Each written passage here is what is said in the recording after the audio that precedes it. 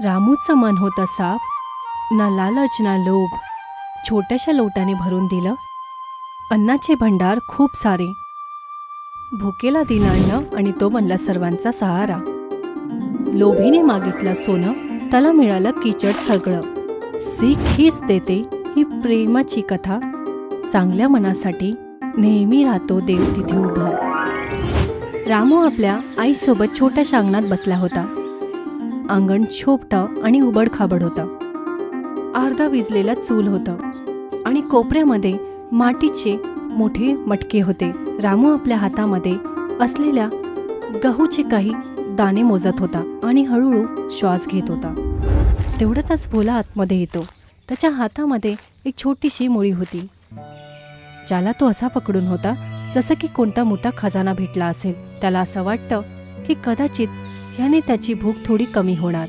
रामू आनंदी राहण्याचा प्रयत्न करतो, पण आता हालात हे सोपे नव्हते. गावामध्ये काम मिळणंही कमी झालं होतं. जेव्हा काम मिळायचं त्याचं वेतनही टायमात नव्हतं मिळत. कर्जही वाढत चाललं होतं. तिकडे सेठ धनराजची धमकीही त्यांच्या डोक्यावरती मंडरवत होती.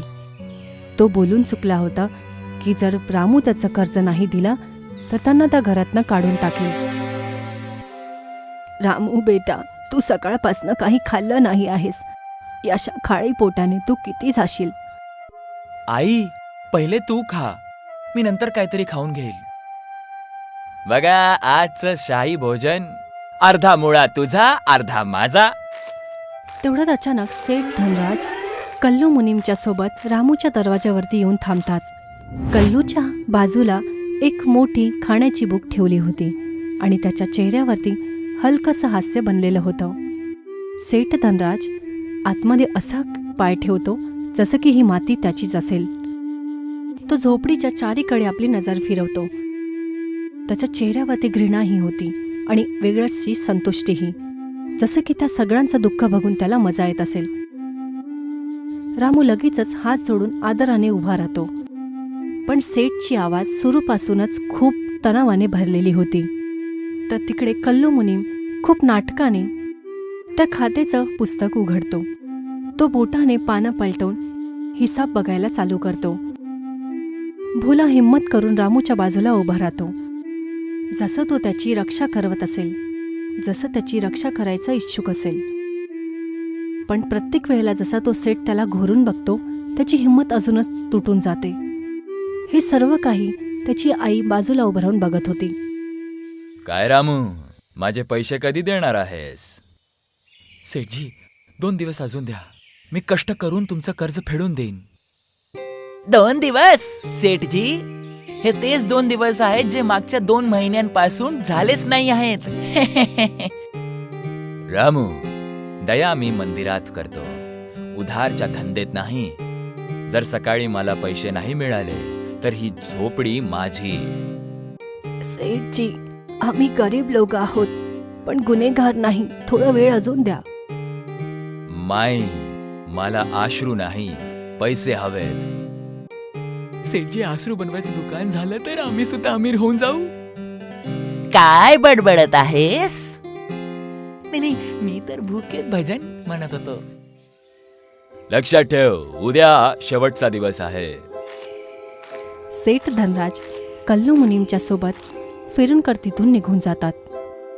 रामू चुपचाप उभा राहतो, पण त्याच्या चेहऱ्यावरती चिंताही साफ होती. काही वेळानंतर रामू एका सुमसान रस्त्याच्या दिशेने चालत होता. त्याच्या हातामध्ये एक रस्सी आणि खाली बोरा होता. ते विचार करतात की सूर्य मावळण्याच्या आधी काही मजदुरी भेटेल. रस्ता एक जुन्या वडाच्या झाडाखाली जातो. भोला त्याच्या सोबत चालत होता. तो वेळोवेळ बोलत होता की कारण रामू उदास नाही झाला पाहिजे. पण जेव्हा त्यांना काहीच काम नाही मिळत तर हळूहळू भोलाही चुपचाप होऊन जातो. त्या वडाच्या झाडाजवळ पोहोचून रामू थांबतो आणि एका दगडावरती जाऊन बसतो. आता त्याच्या चेहऱ्यावरती लपलेली उदासी पूर्ण साफ होती. भोला परत त्याला हिंमत देण्याचा प्रयत्न करतो, पण ह्या वेळेला त्याचे शब्दही रामूचं मन हलकं करू नाही शकलं. भोला, मी कोणाचं वाईट केलं आहे रे? मी आजपर्यंत कोणाचं वाईट नाही केलंय. मग माझ्या आईला हे दिवस का बघायला लागतायत? अरे यार, वरचा कधी कधी द्यायला वेळ घेतो, पण ऐकतो नक्कीच.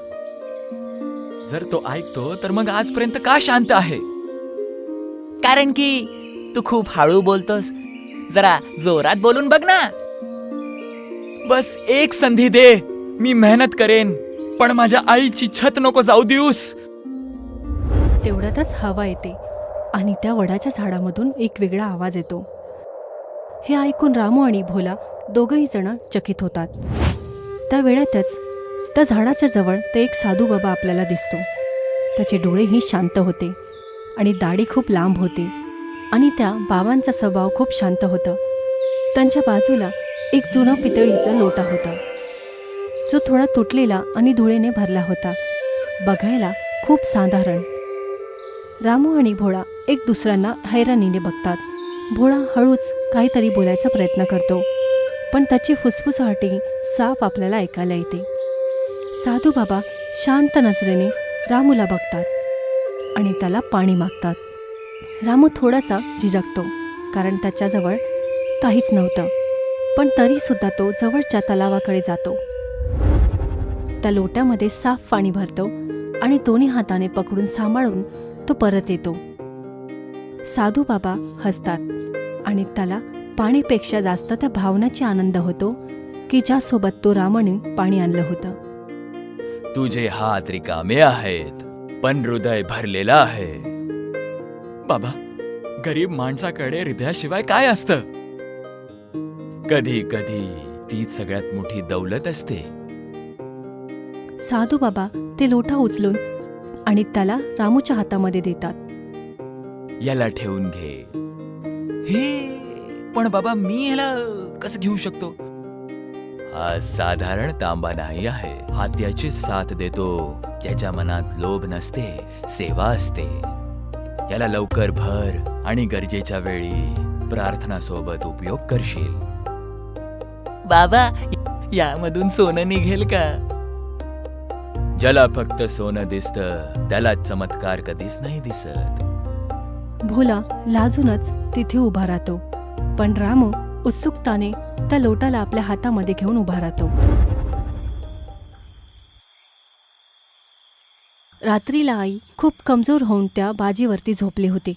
रामू आणि भोला समोर ठेवलेल्या लोट्याला बघत बसले होते की जसं की कोणतं अनसुलझलेला प्रश्न असेल. लोटा खूप साधारण आणि छोटा होता. भोला त्याच्या चारा साईडला फिरतो, त्याला हलकंसं ठोकतं, वास घेऊन बघतो आणि कान लावून काहीतरी ऐकायचा प्रयत्न करतो की आतमध्ये काही आहे तर नाही. तेवढ्यातच रामूला साधूबाबाची गोष्ट आठवते. तो लोट्यामध्ये पाणी भरतो, डोळे बंद करतो आणि खऱ्या मनाने प्रार्थना करतो. तो धन नाही मागत, फक्त आईसाठी खाणं आणि तिला दुःखापासनं राहतची विनंती करतो. जेव्हा तो हळूहळू पाणी त्या लोट्यामध्ये टाकतो तर पाणी चमकतच भात आणि डाळीमध्ये बदलून जातो. लोटा हलक्या रोशनीमध्ये चमकतो. बघून दोघंही जण काही क्षणासाठी शांत होतात. भोला हे सगळं काही बघून एकदम चकित होतो. अरे अरे, हे पाणी आहे की काही वेगळंच आहे? रामू, हे कसं? म्हणजे बाबा खरं बोलत होते. देवाने आज आमच्या घरची चूल जाळली आहे. रामू, आता आपण रोज पंगत करायची. पुरी, हलवा, जलेबी, कचोरी. अचानक लोटा जेवण बनवायचं बंद करतो. सर्व काही साधारण पाण्यामध्ये परत बदलून जातं. अरे, हा नाराज झाला का? म्हणजे हा गरज समजतो, लोभ नाही. बाळा, ह्याला वरदान समजून सांभाळून ठेव आणि परीक्षा समजून त्याचा उपयोग कर. रामू हलकसं मान हलवून हा बोलतो. सोबत असतो ती रात्रही इथेच संपून जाते.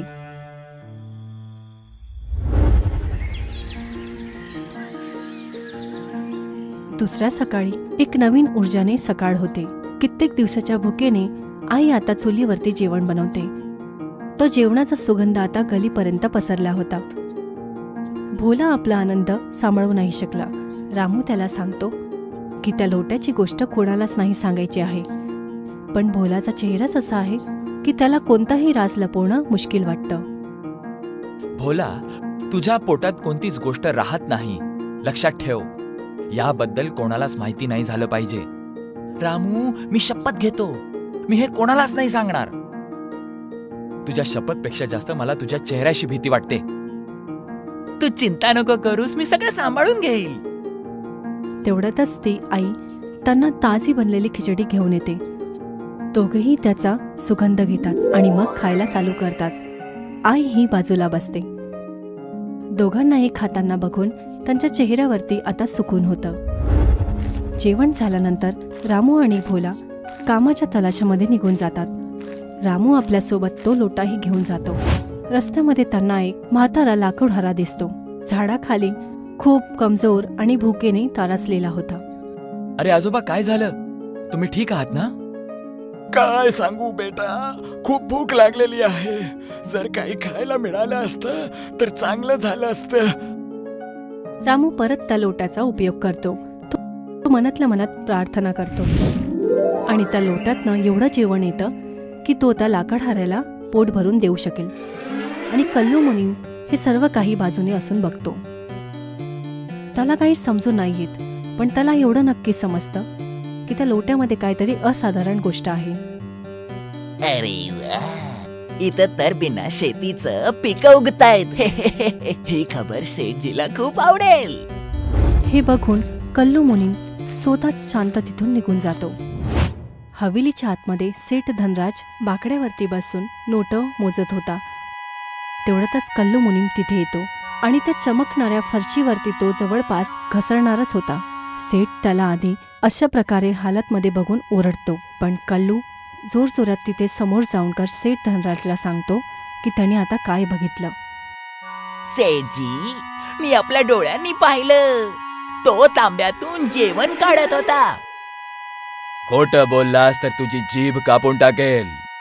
अरे सेठजी, मी खोटं बोललं तर माझी मिशी उलटी उगेल. म्हणजे त्या भिकारी रामूकडे खजिन्याची चावी आहे. आणि ती पण अशी चावी जी बिना कुलुपाची माल देत आहे. कालपर्यंत मी त्याचं घर घेणार होतो, आता त्याचा तांब्या घेणार. आप सरळ मागणार? मूर्खा, धन मागून नसतं घेतलं जातं, खेचून घेतात. हे सर्व ऐकून धनराजच्या डोळ्यामध्ये लालच येते. कल्लू मुनीमही त्याच्या बोलण्यावरती सहमतीमध्ये मान हलवतो. काही वेळानंतर सेठ धनराज कल्लू मुनीमसोबत रामूच्या घरी येऊन पोहोचतात. या वेळेला त्याचं बोलणंही खूप गोड होतं. तो सोबत काही फळंही घेऊन येतो आणि आईच्या तब्येतीवरती विचारण्याचं नाटक करतो. भोला हे सगळं बघून त्यांच्यावरती शक करतो. रामू परतच विनम्र बनून उभा राहतो, पण आतमधल्या आतमध्ये तो सावधानीही होतो. सेठ हळूहळू बोलणंही फिरवतो. तो सादगी आणि दानवीर असण्याचा मोठ्या मोठ्या गोष्टी करतो, कारण रामू स्वतःच काहीतरी खरं सांगेल. रामू बेटा, ऐकलं आहे तुझं नशीब उघडलंय. नशीब? नाहीतर सेठजी, खरंच देवाची कृपा आहे. अच्छा, आणि ती कृपा पितळाच्या तांब्यात भेटती का? हे ऐकताच रामू एकदम चकित होतो. बघितलं, तोंड सगळं सांगत आहे. तोंड तर तुमचं पण खूप काही सांगत आहे. खरं खरं सांग, तो तांब्या कुठे आहे? ती माझी वस्तू आहे. वस्तू? कर्जदारीची काही वस्तू नसते. कल्लू, घर शोधून काढ. एवढ्यातच आई आणि भोला समोर येतात. नाही, आमच्या घरामध्ये कोणाला कोणी हात नाही लावणार. बस, खूप अपमान सोशून घेतला. कष्ट करून कर्ज चुकवणार, पण घाबरून नाही जगणार. माझ्या घरातल्या गोष्टींवर कोणी जबरदस्ती नाही करू शकत. धनराज थांबतो आणि रामूकडे बघतो. आता रामूच्या डोळ्यामध्ये हिंमत पण साफ दिसते. हे सर्व बघून धनराज एक पाऊल मागे जातो. ठीक आहे रामू, पण लक्षात ठेव, आता खेळ संपला नाही आहे. धनराज कल्लू मुनीमसोबत तिथून निघून जातो. रात्रीच्या वेळेला रामू लोट्याला सावधानीने एक जुन्या अन्नाच्या मटक्यामध्ये ठेवतो. भोला पहिरा देण्यासाठी जिद करतो. तसा तर तो या कामामध्ये अजिबात चांगला नव्हता. चिंता नको करू रामू. आज रात्री जर चोर आला तर रामू जिजकतच हा मध्ये आपलं डोकं हलवतो आणि मग तिथून निघून जातो. भोला हातामध्ये दंडा घेऊन चौकण्णा बनण्याचा प्रयत्न करतो आणि तो थोड्यासा आवाजावरतीही चकित होतो. तर कधी चिंगूरच्या आवाजावरती तर कधी झाडांच्या आवाजाने. कल्लू मुनी लपूनच रामूच्या घराच्या मागे उभा राहतो. समोर जाताना त्याचा पाय चुकून एका रस्सीमध्ये पडतो. त्याला असं वाटतं की तो साप आहे. अरे मेलो, वाचवा वाचवा. रस्सी त्याच्या पायामध्ये उलझून जाते आणि त्यामुळे तो खाली पडतो. आतमध्ये झोपलेला भोला हे आवाज ऐकून अचानक जागा होतो. कोण आहे? भोला लगेचच खोलीकडे धावतो आणि रामूलाही जागवतो. उठ लवकर, वाटतंय कोणतरी चोर आलाय. रामू घाबरतच उठतो आणि भोलाच्या सोबत बाहेरच्या दिशेने जोरात धावतो. रामू आणि भोला धावतच मागच्या अंगणामध्ये जातात. तिथे ते बघतात की कल्लू मुनीम जमिनीवरती पडलेला होता आणि त्या रश्शीमध्ये पूर्णपणे उलझलेला होता. कल्लू, तू इकडे? तू इकडं चोरी करायला आला होतास ना? शेवटी कल्लू स्वतःला कसा तरी सोडवतो आणि उभा राहतो. मी तर रात्री फिरायला आलो होतो. अच्छा, आणि आमच्या घराच्या भिंतीवरून उतरून आमच्या घरी आलास? अरे मी तर ते जा इकडून, आणि तुला काहीच नाही भेटणार आहे. ठीक आहे चाललोय. मी तर असंच आलो होतो. तुम्हा लोकांना फक्त गोष्टी बनवायचा शौक असतो. कल्लू तिथून चुपचाप निघून जातो. रामू आणि भोला तिथेच उभे राहतात आणि त्याला जाताना बघतात आणि यासोबतच रात्रही संपून जाते. दुसऱ्या सकाळी कल्लू धनराजच्या जवळ येतो आणि त्याला रात्री झालेल्या सगळ्या गोष्टी सांगतो. हे सगळं ऐकून धनराज खूप रागात येतो. मूर्खा, एक तांब्या सुद्धा नाही आणू शकलास. सेठजी, तिकडे भोला होता. तो माणूस नाही, तो एक वटवागुळ आहे. धनराज लवकरच स्वतःला सांभाळतो. त्याला असं समजून येतं की चोरी कदाचित काम नाही करणार. यासाठी तो चालाकीने काम करायचा प्रयत्न करतो. आता ऐक, पूर्ण गावात खबर पसरली पाहिजे की रामू काळा जादू करतो. लोक घाबरतील, प्रश्न करतील, तो स्वतःच तांब्या बाहेर आणेल. वा सेठजी, तुमची बुद्धी तर सापापेक्षा जास्त वाकडी आहे. जास्त बोलू नको, आपल्या कामावर लाग. कल्लू सहमतीमध्ये मान हलवतो आणि तिथून निघून जातो. धनराजच्या चेहऱ्यावरती एक चालाक हास्य येतं. काही वेळानंतर ही चर्चा पसरते. गावाच्या चायच्या दुकानावरती लोकांची भीड जमली होती. सर्वजण आपसामध्ये रामूच्या काळ्या जादूच्या गोष्टींवरती चर्चा करत होते आणि माहोलही थोडं तणाव भरलेलं होतं. यामध्येच सेठ धनराज तिथे येतात आणि त्यांच्या मागे मागे कल्लूही येतो. गावकऱ्यांनो, मला तर फक्त गावाची सुरक्षा करायची आहे. रामूच्या घरी एक जादूचा तांब्या लपवलेला आहे. मी आपल्या डोळ्यांनी पाहिलं. त्याच्याकडे एक तांब्या होता. यामध्येच रामू, भोला आणि आईही तिथे येते. तेवढ्यातच भोला समोर जाऊन मधी बोलतो. तर मग तू हे सुद्धा पाहिलं असेल की आम्ही जेवण भुकेल्याला खाऊ घातलं होतं. त्याला काही झालं का? रामू, खरं काय आहे? खरं एवढंच आहे की देवाने माझी मदत केलेली आहे. मी कधीच कोणाचं वाईट नाही केलं. मग सगळ्यांसमोर दाखव ना. रामू भोलाकडे बघून सहमतीमध्ये आपलं डोकं हलवतो. जर हे वरदान आहे तर याचा उपयोग सेवासाठी होईल, नाटक करण्यासाठी नाही. भोला चायच्या दुकानातल्या भांड्याने त्या लोट्यामध्ये पाणी भरतो. रामू लोटा उचलतो आणि प्रार्थना करायला चालू करतो. थोड्या वेळातच लोट्याचं पाणी तांदळाच्या दाणांमध्ये बदलून जातं. हे सर्व बघून गावातली सगळी लोक लगेचच खूप चकित होतात. अरे, हे तर खरंच खूप मोठा चमत्कार आहे. सांगितलं होतं ना, आमचा रामू काळा जादू नाही करत, तो स्वच्छ हृदयाचा माणूस आहे. धनराज हे सगळं बघतो आणि त्याच्या मनामध्ये लालच अजूनच वाढतो. गर्दीचं आश्चर्य हळूहळू रामूसाठी सन्मानमध्ये बदलताना बघून तो ह्याला सहन नाही करू शकला. धनराज रामूच्या हातातनं लोटा खेचून घेतो. हे सर्व बघून गावातली लोक हैराण होतात. अशी शक्ती कोणत्या गरीब माणसाकडे नसायला हवी. खरं तर अशा माणसाकडे असायला पाहिजे जो याला सांभाळू शकेल. हा तांब्या माझा आहे. मी याला सोनं मागतो, चांदी मागतो, मोती मागतो. लोटा पूर्णपणे शांत होता. सेठ परत प्रयत्न करतो. यावेळेला अजून जास्त लालचने, पण धन दौलतच्या जागेवरती त्या लोट्यामधून काळा गाडा किचड बाहेर येतो आणि त्याच्या पूर्ण कपडे आणि चेहऱ्यावरती पसरतो. हे सर्व बघून गावातली लोक हसतात.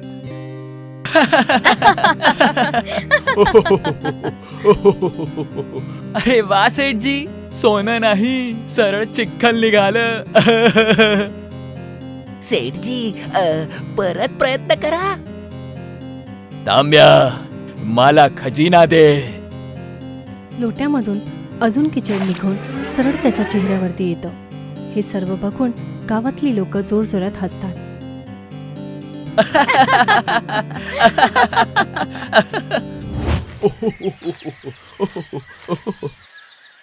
बाबा, तुम्ही? रामूने भूक मिटवण्यासाठी प्रार्थना केली होती म्हणून फळ मिळाला. यांनी लोभ मागितला म्हणून याला अपवित्रता मिळाली. लक्षात ठेवा, हे वरदान कधी लोभीच्या हातात नाही टिकत. धनराज लाज आणि पछताव्याने आपलं डोकं मान खाली करतो.